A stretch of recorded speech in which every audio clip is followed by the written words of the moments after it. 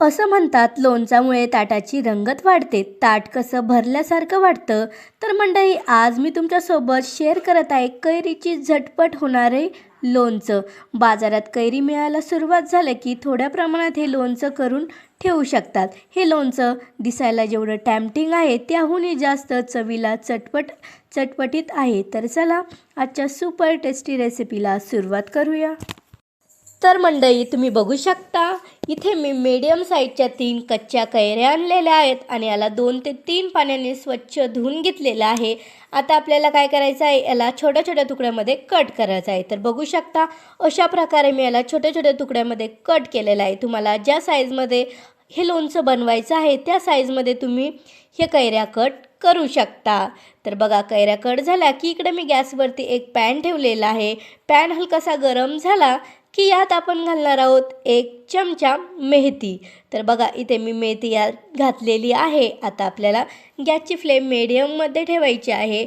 आता आपण यात घालणार आहोत 5 चमचे मोहरी. मोहरी घातल्याच्या नंतर आपण याला एकदम छान असं मिक्स करणार आहोत. तर बघा, गॅसच्या मीडियम फ्लेमवरती आपल्याला याला हलकंसं रोस्ट करायचं आहे. तर बघा, अशा प्रकारे आपल्याला याला एकदम छान असं रोस्ट करून घ्यायचं आहे. तर तुम्ही बघू शकता थोड्याच टायमामध्ये आपले हे जे मेथी आहे याचा हलकासा कलरसुद्धा ट्रान्सफरंट झालेला आहे, तुम्ही बघू शकता. आणि याच्यामधून एकदम छान असं सुगंधसुद्धा यायला सुरुवात झालेली आहे. आता आपल्याला काय करायचं आहे, ही मेथी जी आहे त्याला एका बाउलमध्ये काढून घ्यायचं आहे. आता बघा, याला मी एकदम छान असं ग्राइंड करून घेतलेलं आहे. आता आपण जे लोणचं कट करून ठेवलेलं होतं त्यात हा मसाला घालून घ्यायचा आहे. तर बघा, मसाला घातला की आपण यात अजून थोडेसे मसाले घालणार आहोत. तर बघा, इथे मी 4 चमचे लाल मिरची पावडर घातलेला आहे. सोबतच आपण यात घालणार आहोत 1 चमचा हळदी पावडर.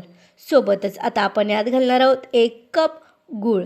तर बघा, गुळाला मी एकदम छान असं किसून घेतलेलं आहे. तुम्ही इथे गुळाची खांडचा सुद्धा यूज करू शकता. आता आपल्याला काय करायचं आहे, चमच्याच्या मदतीने याला एकदम छान असं मिक्स करून घ्यायचं आहे.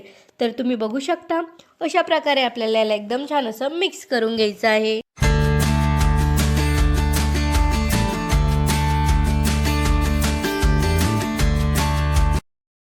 इकडे तुम्ही बघू शकता मी गॅसवरती एक पॅन ठेवलेला आहे. पॅन हलकासा गरम झाला की त्यात आपण घालणार आहोत 1 कप तेल.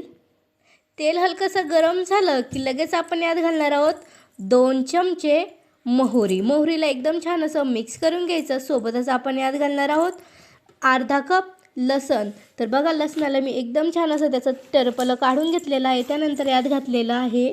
सोबतच आपण यात घालणार आहोत 8 ते 10 लाल मिरच्या आणि याला एकदम छान असं मिक्स करून घेणार आहोत. तर बघा, गॅसच्या मीडियम फ्लेमवरती आपल्याला याला एकदम छान असं फ्राय करून घ्यायचं आहे. तर तुम्ही बघू शकता थोड्याच टायमात आपलं हे जे मिश्रण आहे याचा हलकासा कलर ट्रान्सफरंट झालेला आहे. आता आपण याला या मिश्रणमध्ये घालून घेणार आहोत. तर तुम्ही बघू शकता अशा प्रकारे मी यात हे सर्व मिश्रण ट्रान्सफर केलेलं आहे. आता आपण चमच्याच्या मदतीने याला एकदम छान असं मिक्स करून घेणार आहोत. तर तुम्ही बघू शकता अशा प्रकारे मी याला एकदम छान असं मिक्स करून घेत आहे.